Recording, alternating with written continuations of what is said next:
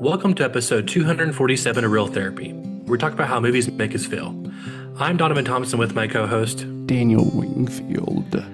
and today we discuss the first half of Ironheart on Disney+. We talk about Riri Williams' unconventional arc, other character mishaps, and whether Marvel Studios has another miss or hit on their hands. This is Real Therapy, and you know what that means. They're gonna talk about how it makes them feel. They're gonna watch all the movie reels, cause it's Dan and Don in Real Therapy. It's real. Hey man, how you doing? Doing pretty good, man. How are you? Doing good, doing good. I think we're both super busy at the moment, and it feels like it's never ending. But that was like, isn't that a good thing? And I'm like, I don't know sometimes. You know? Yeah, no, I know what you mean. Yeah. It when it rains, it pours. But then when it's not busy, I kind of miss it. So it's kind of both. You know what I mean? It's it's a love it. never-ending push and pull. I love it and I hate it, just like I love and hate having to ask you to go subscribe to our YouTube channel right now, because like I love it because I know it's good for our channel. I hate it because I know it's a big inconvenience for you right now, but I want you to pull over wherever you're driving, wherever you are, get out of line, go do it for us. You'll feel better about yourself. You'll sleep better tonight. I will almost guarantee it. Please subscribe and like our stuff. Thank you. Yeah. Today we're talking Ironheart, Disney Plus, and we're talking specifically the first half or the first 3 episodes of Ironheart. And so if if you haven't seen those, go check those out first, then come back here, and then you can hear our thoughts on it. Yeah, this one's interesting, because just a little backstory for you and mainly for our viewers. Ironheart, I think, was completed back in 2022 or 2023. Wow. So they've really been sitting on this for a Wow. couple of years now. And so this was one of the last remnants of the Bob Chapek era. We keep talking about the Bob Chapek era.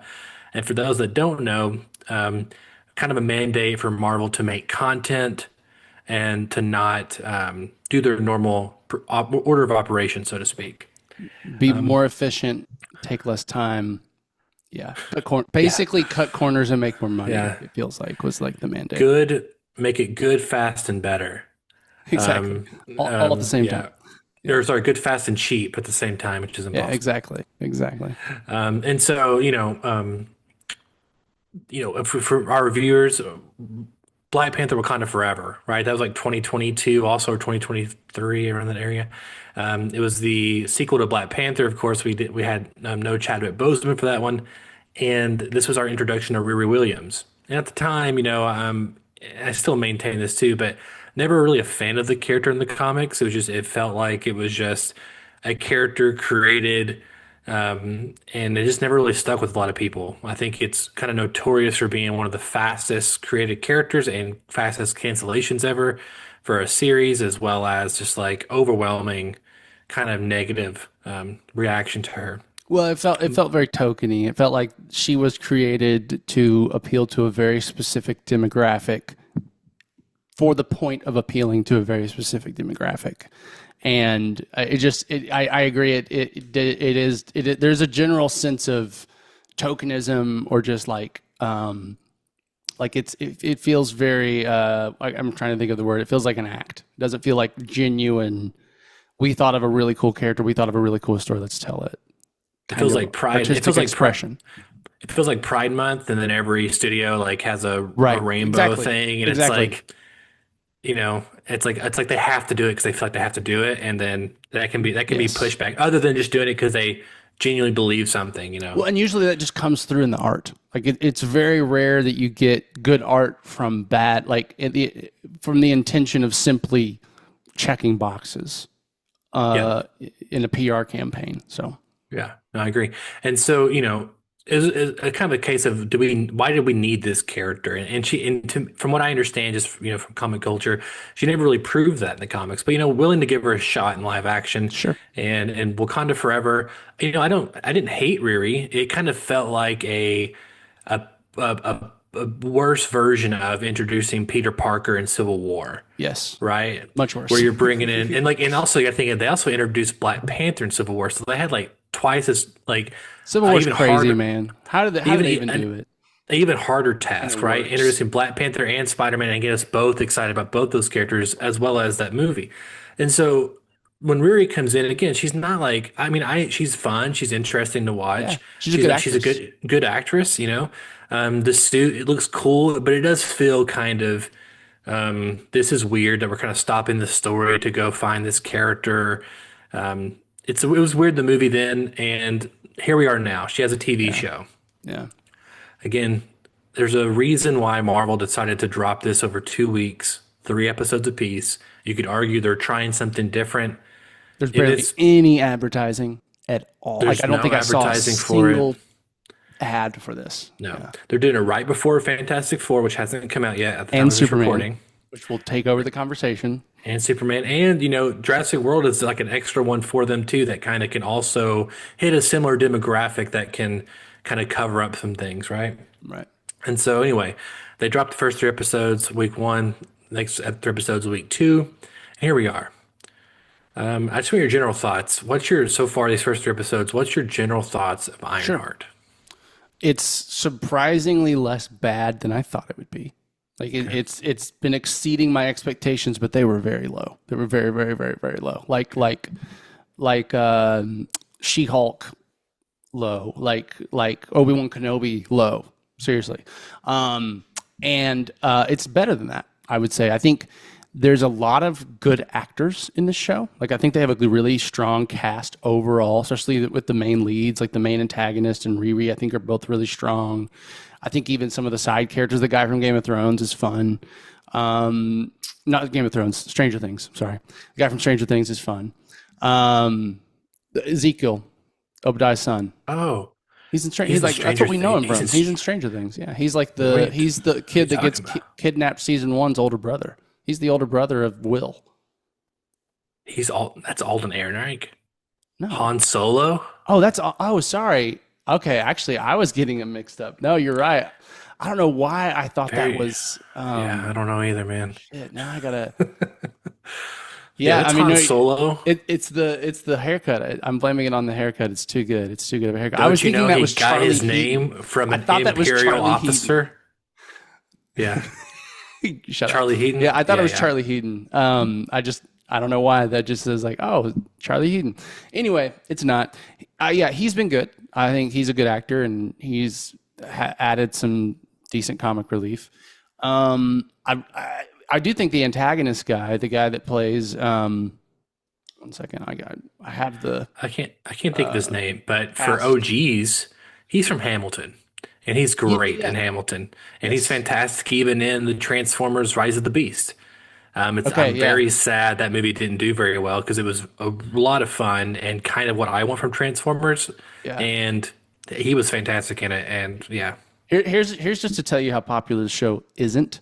When I Google Ironheart Disney Plus on Google, it is not generating one of those AI created movie results with cast like easily selected. Sure. Like no, you don't get that. You get the Wikipedia page first up. Like even Google AI doesn't care about this show. That just says something. A new metric of interest, Google AI. Right? Yeah. Anyway, yeah, the guy that plays it's going to take me forever. Anthony Plays Ramos. the Hood. Yes, he's Anthony the Hood. Ramos. Yes, Anthony yes. Ramos. He's Yeah, great. he's great. He's a great actor. I'm not sure he's getting a lot to do in this, but go on. I agree. I would say his performance, his acting ability is exceeding the role he's being given. And that's why I feel like he stands out, right? Like he's like, oh, you're better than the lines you're being given necessarily right now. You know what I mean? Some of his delivery was really good, especially like some of the one-on-one conversations. I was like, damn, that feels real. That feels good. The chemistry, I I think will say I'm actually sad that they wasted him on this character. I feel 'Cause I feel similar. It feels Yeah. like he's one of those people that they got him when he wasn't big yet, and it's like now Yeah. you're that No, guy I- in the MCU. I think that's fair. What would he be the best Static Shock? I don't know, maybe, but we're past that. Anyway, Well, that's DC, baby. That's DC. We you're have a right. chance I'm sorry. to. I'm sorry. You're right. You're right. Go on. Anyway, Go on. The chemistry is good. Like the one-on-one scenes where the actors just get to act with each other, they it feels like they find some nice chemistry to go back and forth. Having said that, most of the points of the show, meaning like the main plot, Riri's arc, her character, I just don't have a lot of interest in. Like this show to me is ultimately it's filler with some interesting moments and elements, but it still just feels like filler. It's frustrating when I feel like the main character's arc is very predictable, is very just we're going through some sort of motions in terms of character arcs and them discovering who they are. Just even the stuff that's going on with Natalie feels very cliche. Like that is not working for me. Their whole like her accepting her dead friend as an AI or whatever the fuck's going on. That's just not feeling right. Or the pacing of it's just not coming off well for me. The main plot of like what they're robbing and like I only care so much as I want to see Mephisto. Like that's the most that I care about. Whoa, seeing what Mephisto's happens. in this? Right. And so like even that's probably part of why I'm more interested in Anthony Ramos's character, the Hood, because I know he is like being controlled by or whatever it is with Mephisto right now. And so it's like, there are moments of this that's like, oh, I like that. I'm interested in seeing more of the magical world of Marvel, of the Mephistos, of the Doctor Stranges. Like that's a part of the universe we haven't explored as much as these other parts. I like that. I like the acting and chemistry between some of the, like, again, I think they have a really strong cast of talented actors that are in many ways better than the lines that are being given a lot. But overall, it comes together as kind of just this filler of content that is just gonna be very forgettable. And it's like I'm enjoying myself more than I thought. And like I feel like every time you go in with a certain kind of expectation and it gets exceeded, there's always just a little more positive taste in your mouth. You know what I mean? Than when it gets not met your expectations, it kind of leaves that just bitter taste. And so like I feel like in some ways like my response to this is maybe more positive than the show deserves. Just because I'm like, oh, it wasn't as shit as I thought it would be. And I do think there are elements of this that are good. There are actors that are good. There are moments that work. The action's, good enough. But just what's happening, the story, the characters, like the things I'm usually that pull me through a series, I'm just not really attached to. Full disclosure, I've seen the full 6 episodes. So there's some things you've said that I have some great commentary on. There's other things, and so I'm going to keep some of that to myself until we talk about the rest of it in a week or so. But I do want to focus on these first three for me, and it's I agree with some of what you're saying in terms of these are not bad actors for the most part, particularly Riri, particularly the Hood. Yeah, Her mom is fine. The little kid with the little cart.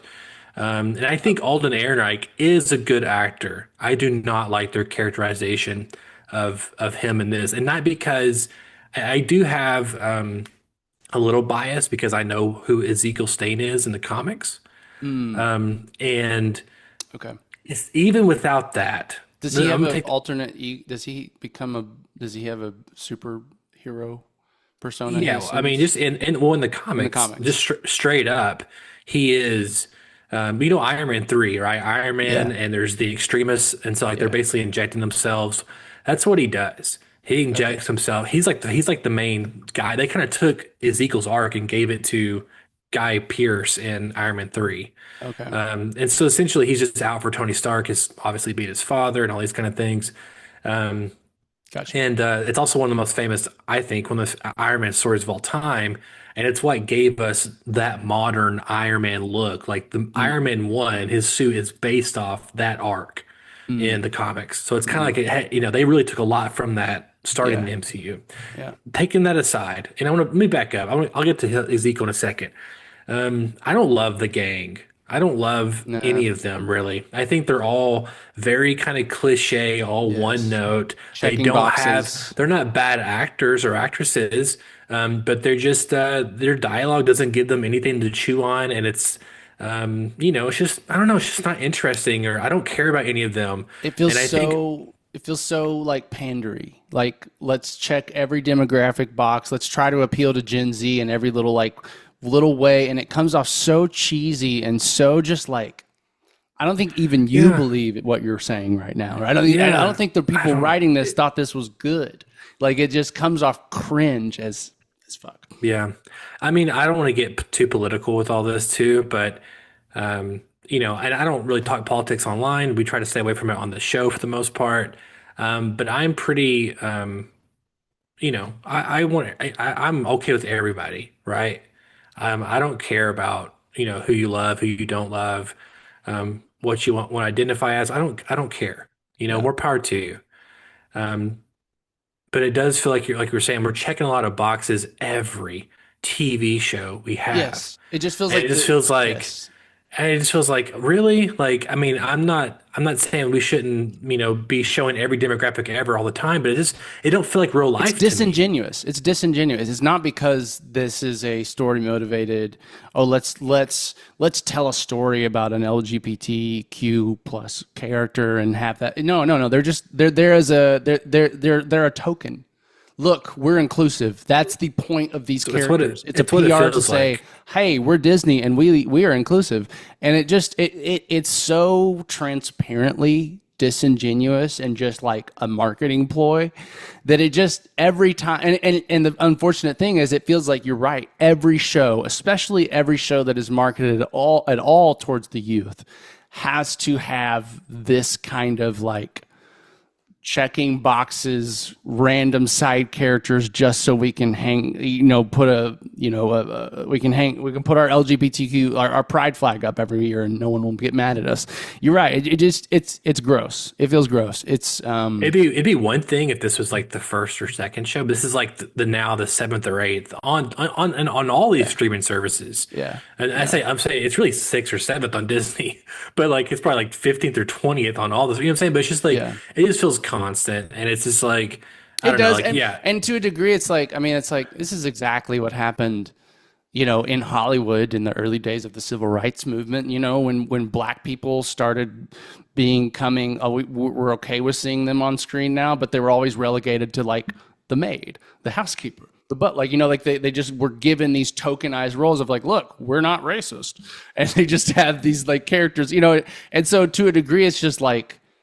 I guess that's just how Hollywood works because these are the moments that remind me at the end of the day, it's more business than an art in Hollywood. Not filmmaking. I'm not talking about filmmaking as a craft. I'm talking about Hollywood. I'm talking about the studios, the big studios, the system. It's a business more than an art. It always has been and it always will be. And yes, sometimes certain factors can go right and you can get some really good art out of the system. But the system is not made for art. It doesn't really want art. It wants profit. And I think it's like these are the kind of decisions like no creative person mandated this. This was a note from an executive that said, why isn't there a black gay character in this? We need a black gay character. And like that was the note. You know what I mean? Like and so it just feels icky. It just feels corporatey. It just feels disingenuous. It feels fake. It detract like it's one thing where it's like it's not even something you can ignore and just be in the background because it feels like the show wants to not only throw the gay character in your face, but like every time he's on there, he's doing like a cliche flamboyant gay thing, right? Like yeah. it's like oh, I know so many gay people, and they don't act like there's that. A there's lot of some them, there's some that are sure. flamboyant, and there's some, but they're like all the ones I know aren't. It just But feels like it feels like it every feels like time he's on Queen, we're getting a version of Rolls Eyes, Yas Queen, or No Queen. Like that's if you could oh, encompass I like know, whatever. Like, and I think that just feels so like it just feels like I who know. feels good about like who feels Yeah, represented by this? Like that it just would. I agree, and again, and I don't want to stay on this too long because this sure. is kind of like it's part of a bigger problem that And you we are not touched the people upon. you should be listening to about. We're No, I not think experts. I think Okay. we're allowed to have some opinion on But we're this. not an authority on this topic, and we don't. Anyway, yeah. We can talk a little bit You about should it. It's listen to okay. other people too, not just us. I'll say that. Sure. Yeah. Yeah. As everyone should for everything ever made. So real quick, I do want to say the problem with this is that it wouldn't be an issue if they were fully developed characters. Exactly. If they were well-written characters, if they had backstories, if we cared about them.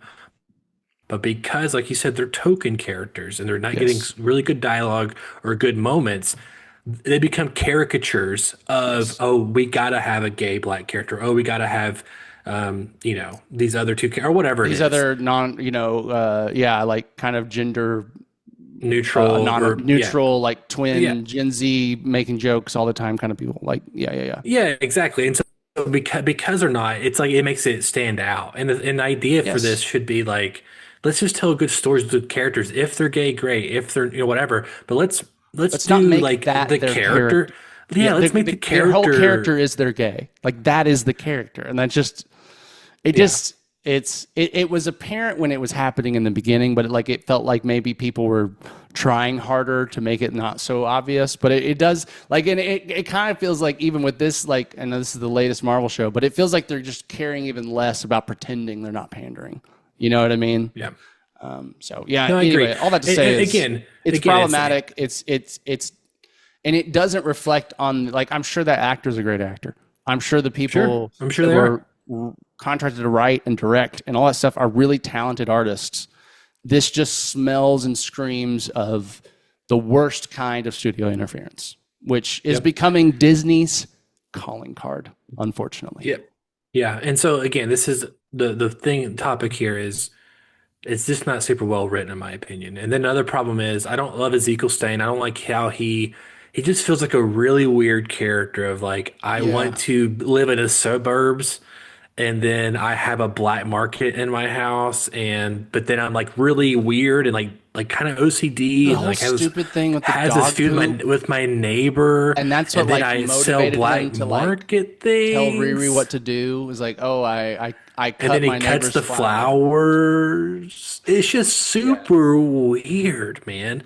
And like, and I Yeah. like the actor and I like that Yeah. character in the comics. And it's they just did a really and they do more things with the film later that you're going to see that will make some of that feel it will make it feel even weirder, but with the choices they're doing now. Like where he's at later is more interesting, but it makes no sense to me where he was in the beginning. Interesting. So anyway, so and you'll see, and we'll talk about this in a Yeah. week or two. Yeah. But another thing is a big problem for me too, and this one's also harder to talk about because you haven't seen it, but Riri, I just don't love the idea that she is joining a gang of criminals to get money to build a suit. There's one, and also particularly because it feels like she's dying. Like there's people are dying during like and innocent people are getting hurt, and they're saying like, oh, it's a Robin Hood thing. These people aren't innocent, and it's like that's not superheroes don't really go like that. You know, Sure. like they don't go that far. And I get the idea is interesting. It's oh, this is different. Someone's doing something in the like I wouldn't say gray area. They're breaking the law and people are getting hurt from this, either financially or Yeah. physically on in the act of the heist. But also it's just like you're telling like it's like the Avengers problem. You have all the Avengers come together, they all separate. Okay, why when Cap gets in trouble in DC, why doesn't he call Iron Man to come help him fight the Winter Sure. Soldier, right? And they kind of solved that by being like, we're going to have these characters basically have hour-long, a day-long events where they're like secluded and they can't reach out to the Sure. Avengers. It's kind of like all the stories kind of do that. Thor goes to Yeah. Asgard, Iron Man loses his suit, Cap is off the grid and stuck in DC. So that's what they did. Smart. This is like you're telling me you can't reach out to Shuri for funding and you got this suit. And then also, and then again, this goes back to the thing we were talking about earlier. They're like, oh, I'm not Tony Stark. I'm not a white man with $1 billion.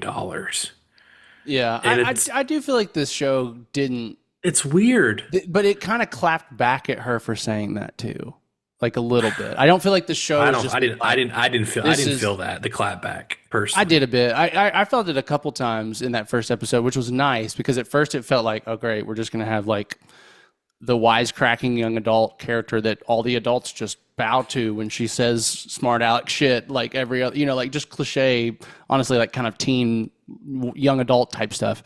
And it didn't. It was kind of like, what are you talking about? You're being an idiot kind of reactions to her. And I will say, I hear you on the black, like, why isn't she calling the Wakanda people? They probably should have done a better job of trying to explain that. On the other side of it, though, I don't really see Riri as a superhero yet. I don't really see her as Ironheart yet. I see this is kind of her origin story. Like, no, you're right. it's supposed to be, but because of Black Panther Wakanda Forever, she's like literally fighting with the Wakandans against an army of Atlanteans Sure, in an international event. sure. You know what I'm saying? And it's like, it's a little too much too far to be like, now she's on her own, blah, blah, blah. She's doing this. And it's like, she's supposed to be this super I genius. definitely agree It's on weird. the It's just not Wakanda good side. enough. It's On not the good Wakanda enough. side, I agree. On the other part of it, I don't mind her being involved with this gang because she doesn't figure out who she is yet. She doesn't really know who Ironheart is yet. She isn't Ironheart yet. She's Riri, but she's not Ironheart. And to me, it's no different than Peter Parker, taking money to go fight in the rings before Uncle Ben dies. It's like he hasn't completed his arc yet. Of course, he's going to make the wrong decision. Yeah, but it's a good comparison, but Peter wasn't doing things that hurt people. He did something selfish for himself, and the first person that got hurt, it happened to be the most important person to him in the worst way possible. Sure. He changed. He never But again. doesn't he like go and get revenge on the guy? Like immediately, like that's part of the like. I mean, in the arc is that he movie. gets revenge. Is that not in the comics too? He doesn't like go after the guy that killed Uncle Ben No, at all. not really. No, I mean, like obviously, in 1,000 issues now that he has ran into sure, him. There's yeah, been yeah. other things that's happened, but no, from that I don't understand. I mean, he may have like he didn't kill him or anything. He may have, No, it he was just does like he die beat in the him. movie. It's like I think it was in the '97. But even if he too. does, it's like he beats him even- within an inch of his life or kind of thing. But okay, but he's just killed his uncle. He's a piece of shit. I mean, it's not Well, like I feel like it's justifying it either way. I mean, it's like no, it's not. I mean, like it's not the same thing as I'm going to do acts. And granted, they kind of in like probably like where you're at now. It's kind of shifted where she's not really with she's the not group even. anymore. No, she's working against them actively at this point. But it's still like there's way more she could do. I don't know. It does feel really weird to me, and I just don't love the idea of starting a character like this. And again, the end's complicated. It's actually one of the Sure. most complicated Disney Plus Marvel movie things ever. Actually, Interesting. it's actually That makes me more interested in it. hey, I think you could be on the other end of this. You're like, this was a good idea. I don't know yet. Sure. My gut is no, for other reasons outside the show. But it's just, I don't know. I don't, something about it I don't love, And I want my characters to be heroic and doing cool things. I want them to have faults. I mean, Tony Stark, he was naive, Yeah. and and there you could argue that obviously he knew his weapons were being sold to people. But I don't know. It seemed like he kind of didn't. Like he was naive, and he paid the price for that. Naivety, and then he changed his tune. Well, I mean, he didn't know that we were selling them to the terrorists. He knew he was selling stuff to the military to kill people. That he was not naive. Yeah. He was naive about we're selling to both sides. That's what he was naive about. Yeah, and again, that's even a moral thing too. I mean, a lot, Yeah. maybe one half would be like, "Hey, it's totally cool to make weapons to kill our bad guys, Right. other bad guys, Exactly. those bad, and whatever." And that's Well, where and- the gray area comes in. And when But this was it was made in 2008, when we had a very different feeling about the war in Iraq compared to today in 2008. Like we were still not in like the best light, but it wasn't like.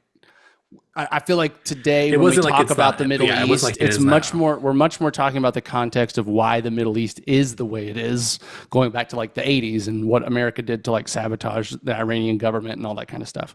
So I feel like it was also just a different time where that didn't register for many people as problematic, that he's selling weapons to the U.S. Army to kill terrorists, which, you know what I mean? Yeah. Today, I think it would be portrayed differently. Like it would, like how, anyway, all I have to say is like, I hear you.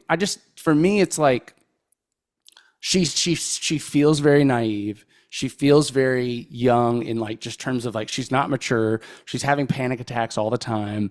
You know, like to me, it feels justifiable that she would get in over her head too quick by saying yes to the wrong people, by being willing to overlook things because you have a need. That all feels like relatable and real to me. And it does feel like as soon as she realized like how bad it was, she started trying to figure out how to get out. And it's also this kind of thing where she's like afraid to die. Like once she figures out they killed the last guy that Rampage, when they killed like as soon as she finds out that they killed Rampage, it's now she's like, shit, they're gonna kill me if I act out, kind of thing. Is what I got from it. So to me, it's working. Yeah. I mean, I hear you. I mean, I'm assuming, you know, that by the end, I'm sure she will have some heroic moments. I mean, I would think so, but I guess we'll see. I'm trying to stay neutral about it. Yeah. And again, it's not like when I watched these first 3 episodes, I watched them all back to back to back. And I was not really offended. You know, I mean, it may sound like I was like rolling my eyes during parts. I wasn't. Like I was most of the time along for the ride. Yeah. Like I'm watching scene to scene, nothing egregious is happening. There are, and I think part of it too is I'm kind of numb to some of the Disney Plus decisions at this point. But I think it really, right. I think so. But I just like, yeah, this is fine. Like this is not bothering me. I'm not like just super excited about it. And I was watching with Jenner, and he was really kind of digging it. And like he was like, you know, he was on his phone, somebody looking up, and he would like ask me a question. And the show looks good. It's colorful. It looks. I mean, let's just get that out of the way. One thing you can't, even if you don't like the stories or whatever, blah blah blah. Marvel Disney Plus is still like people forget 10 years ago what TV shows looked like, and now they look like. You know, they probably spent $150 million on this show. They look like movies. Yeah. No, you're right. And it's like 6 episodes. That's crazy. Yeah. You know, and that's absolutely insane. So actually. Crazy, it's a bad business decision. Yeah, you could say that again. And so crazy, they fired the CEO who did it. Wow. Yeah, I think my problem with all this stuff, the things I'm talking about, Daniel, is that because the show is not doing super interesting things with the story or with the characters or whatever, because of that's why all this other stuff bubbles up, and because to me is more noticeable. It's like the dialogue's not great because it's not, you know, it's not interesting because it's not well written. You know, to me, Riri is making her choices don't seem as exciting or interesting because it's not doing anything fun or interesting with her or in the larger context of the MCU. Even just as a standalone story, I don't really know why I should be rooting for Riri other than she's someone who built an Iron Man suit. I agree. I think she has a likability problem so far. Like they haven't given me enough reason to empathize with her, and that's on them. That's like on the writing and like that's the storytelling. Like I agree with that. It like her internal struggles feel annoying, not relatable. Yeah, and one of the biggest. It makes total sense. Just feels like just like her. Yeah. Anyway, go ahead. I was gonna say one of my biggest complaints with the entire show. And this is kind of like it's a problem we've been seeing since again Endgame is the AI thing, is Natalie. And it's like I don't have a barometer for the technology in this universe. Like is her soul actually transferred into this thing somehow? Yeah, I don't think so. But but also it's just like, oh, we can just project perfect life like images. This girl can do this, and it just feels like it's just to me it's like Superman is coming out this week, right? And James Gunn already with the trailers has showed us, and with Peacemaker and with Suicide Squad, this universe, like anything goes, right? Things just nanotech, whatever, which I wasn't a fan of in the beginning. It's fantastical. It's crazy. Magic exists from the get-go. You know what I mean? I wasn't a fan of that because one of the reasons was the DCEU, the Snyderverse, didn't have that kind of technology. And Suicide Squad was kind of like this, is it this or is it James Gunn? Because it was still at the end of the DCEU. Now that I know it's really more, it is kind of canon to James Gunn stuff, I'm okay with it because that's the world. The world is this crazy place with superheroes been here for 300 years and those kind of things. Yes. And it's like Marvel is doing that on the sidelines with like all these superheroes popping up, you know, Thor, Love and Thunder, and then all these things. And now this AI that's like, you know, just like it feels the world is not consistent. That's another problem I have. Yes. And The problem is it another, started consistent. If it had yes. started fantastical, random, crazy, we're not going to explain all the technology or why things work like they work, because you're just going to accept that that's just the world. You're in a fantasy world. You don't ask how Gandalf can light up his staff in Moria. Yeah. No one asks that. Yeah. Like, right. But when we start in this hyper realistic, American government reacting to superheroes like the actual American government might, like all these things, like that was one of the best parts of those Iron Man movies, with like the courtroom scenes. You know what I mean? Like just Dude, our good. characters interacting with like what feels like a real world like reaction to some of this stuff. Like that was that's what made some of those early movies stand out even, and just feel more grounded and interesting, and like characters you feel like, oh, like I'm into Iron Man now, like there's just that was part of the magic of what the MCU did, was the consistency, was the world building, and it felt so grounded. And I think the more you expand a universe we've talked about this with like the whole idea of the multiverse and time travel and all this stuff, because they are dealing with literally impossible ideas. They have to get more fantastical. But I think Marvel has gone overboard with that. I think Marvel has slipped. Like, I just feel like they've just kind of decided not to care about being grounded anymore, at least at times when they want to. And so that's the inconsistency, is not that it's like they just can't decide, even project to project, what this world is like. Is it fantastical, crazy, weird? Is it grounded, real reality? And then maybe it was fantastic, crazy, weird, but now we're just going to decide that's a different multiverse, so we can excuse ourselves out of that. You know what I mean? Like, it just feels like they're not even the super high tech rail system underground. It was kind of I know we're getting close to that kind of stuff, things like that are being worked on, blah, blah, blah. But it's like, that felt like a different, universe. It felt futuristic. It felt sci-fi. Yeah. Yeah. And you're like, oh, that's in the universe. That kind of stuff's in there. Like, you have that, then you had Daredevil Born Again a couple months ago, where it's like, it feels like New York, basically. And like straight up just, vanilla New York. No, nothing special, nothing crazy. Yeah. No, yeah, you're right. It's an issue. And so like that kind of stuff bothers me. I do. Oh, sorry. Go ahead. I was going to say, just to me, it reinforces the idea that just Marvel's trying to do too much at the same time. Like, we just need to focus back on our tentpole core stories and characters. Not try to tell every story in the book. Not try to have every character in the book. Just tell a good story with characters that we can manage and actually service well and write well, and a world we can actually deal with. It feels like another symptom of just like when the Bob Chapek kind of, I guess, rule came down of like, just make everything as fast as possible. Like, that was just like a byproduct of that mandate of like, we don't have time to figure out how Riri's AI is being projected into it just is. We don't have time. We got to go. You know what I mean? Yeah. So I don't know. But also, again, it's just, even then, it's just not cool to me.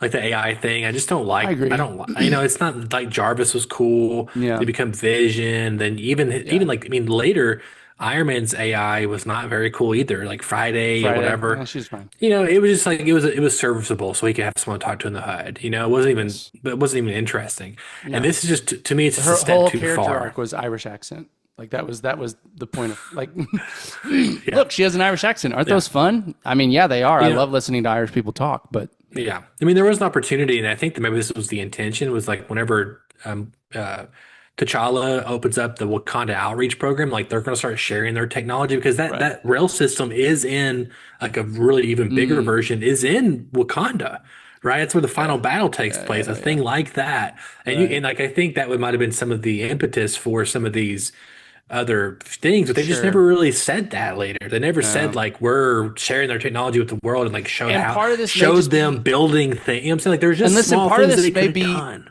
Part of this may be still reverberations from Chadwick Boseman. I mean, there's Black Panther 2 was a different movie with him still alive. We just would have. I mean, I could have absolutely seen that movie been about Chadwick trying to guide Wakanda into integrating their technology into the world, and all the challenges that would start. Like, I could totally see that movie have been about why there's a super awesome Wakandan rail train underneath New York City. Like, Yeah. and so part of that is like, man, is that still just like the consequences of having to ad lib some of this so last second? Because And who gets to use that rail system, Daniel? Do the rich only the rich get to use it? Do the poor get to use it too? I want to Does it see. and then like I when want to see. I mean, like there's some interesting stuff there. You have Black Panther bringing in new technology to people, Yeah. who kind of represents, an oppressed people in the United States. But then that technology is being used by only rich people in New York, and then Would be it's like, hilarious. how do you if in, wrestle with that? Season That's 2 of interesting. Daredevil, he's fighting in the subways again, and it just pans over, and there's the knife subways right next door, and it's like all this shit from this show, Yeah. and it's just like, Yeah. and it says But that's like interesting. 100K per year and above. It's like sign above. Yeah. Yeah, like it's It's interesting, and it's how you build out the universe in agree. a more like correctly paced manner, right? So just jumping from show to show, and this can do this now, blah blah blah. Anyway, yeah, I just have it's the show doesn't offend me. I'm more concerned Yeah. that at the end of the show, which we'll talk about soon, I don't know if they'll ever get to talk about it ever again, and I think it's kind of important. I feel like it's like this is kind of a big deal in a way, To the and I'm like, universe. maybe not the universe, but just like I like this resolved. I don't like this. I don't like this hanging thread out there, and I don't know if we'll get a sequel to that. So I'm curious as to what's going to happen, and we'll talk about that more later. Before we go, you have a little bit more time left. Yeah, I got 10 Just a minutes. little bit. Okay, just a little bit more time. Let's kind of switch over to Superman. This is kind of for our audience. Is being recorded literally in like 7 minutes. The review embargo is fixing to drop for Superman. Ooh, 7 minutes. So we're fixing to get a Rotten Tomato score. One of his podcasts ends.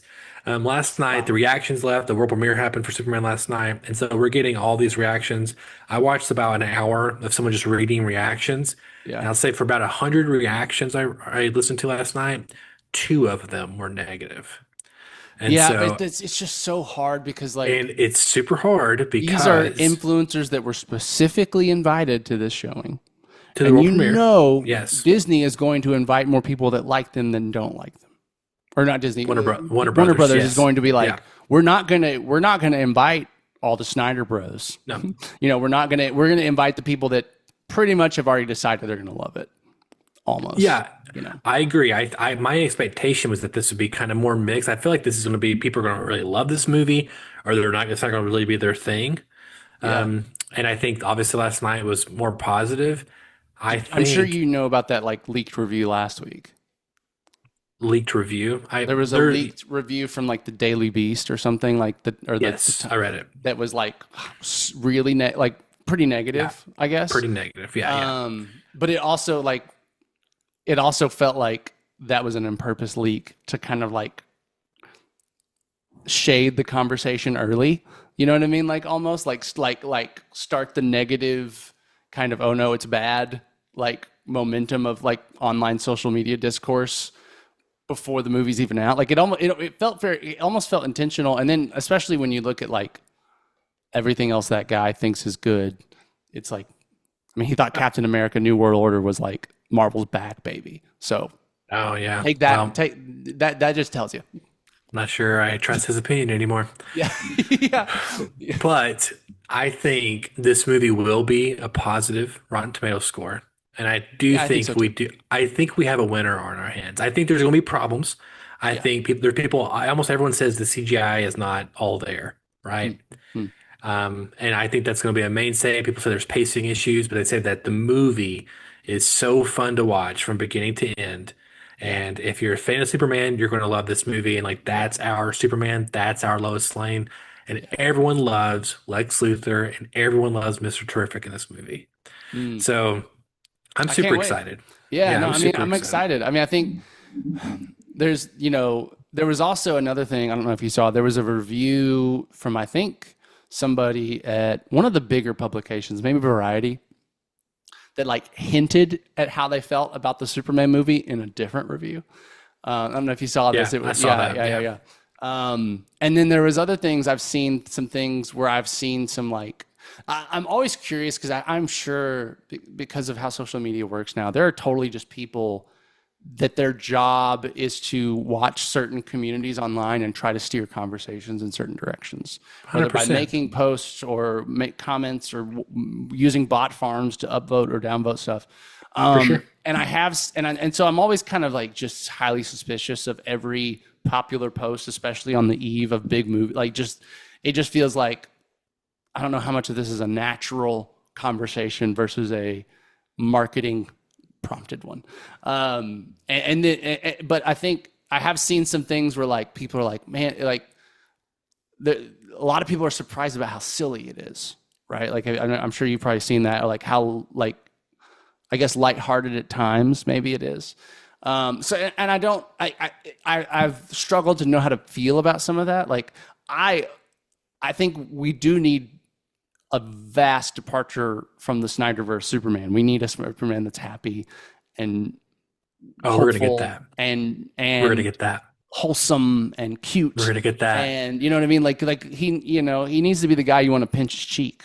You know what I mean? Like say how. Well, this is the first DC movie in a long time, even more so than Batman Begins, even before then, where it's like this is a 4 quadrant movie where, you know, and maybe to its detriment, like where Ironheart is doing things where it's like trying to appeal to certain groups of people and not offend anyone. This one's really not trying to offend anyone at all. You know what I'm saying? Sure. And so it wants to be a everyone loves it kind of movie.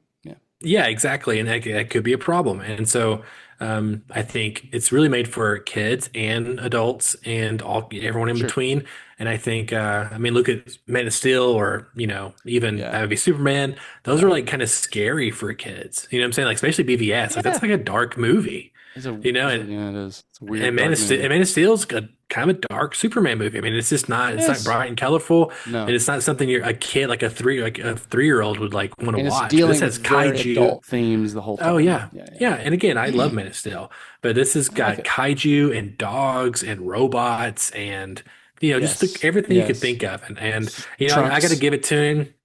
It's not what I would have done if they said, "Hey, Donavon, make a Superman movie." I wouldn't have done this. Yeah. But I think it was the right decision. I think he did the right decision. Especially how it feels contrasted to Marvel's inconsistencies, right? Yeah. Like, you shoot it all at once, and then it's like you have the reason to do anything you want ever. Exactly. Like it almost is like, holy shit, they can do crazy ass stuff in this universe, right? Anything. Like, yeah. And I think Gunn has already talked about how he wants his universe to have every genre, we're getting a horror movie written by what's Mike Judge? Is that who's the guy that does Mike Flanagan? Mike Flanagan, Mike Judge, the guy did King of the Hill. Yeah, that would be hilarious if we got a Clayface horror movie from Mike Judge. Clayface, yeah. That's my Hank. But we're getting a horror film from one of the best horror writers working right now. We're getting all these other weird. We're getting that weird hybrid animation Robin movie that looks way better than I thought it would be. Like, just looks good. I think it's exciting, getting to really kick off this universe and just see what's he going to do next, because it just feels like there's just more opportunities to think outside the box for these movies, and I think superheroes genre needs that. Right? Like if the genre of superheroes is going to keep going, it needs to start embodying other genres like it did earlier, where the Guardians was this weird sci-fi cosmic thing, and then Thor was this like high fantasy. Like we need, you know what I mean? Like it's like this thing of like Westerns kind of went away because Westerns were always Westerns. They were always just kind of about what Westerns are about. Right. And so they just kind of fell out of style because we eventually see all those stories. And I feel like Marvel's a little bit similar. It's like we just have a Marvel default superhero style movie now, but we've seen that over and over again with just different characters being in place of the origin character. Right. And so like it feels like with Gunn's version of this, it's like, no, this isn't really like a genre. This is just like a world where all the genres can exist. And that just feels way more sustainable, way more interesting for art, for everything, so. Yeah. We'll see what happens versus before and after. But before we go, here at Real Therapy, we like to talk about things that may or may not be film or TV related. Daniel? Oh, I'm ready. Okay. So mine will be Department Q. You may have seen some things on this. This is a Netflix series. It's a murder mystery series. I think it's BBC. If not, it actually may be produced in Ireland by the Ireland film industry. It's very good. It's got some good acting in it. It's a great core mystery of just kind of trying to figure out what's going on and why.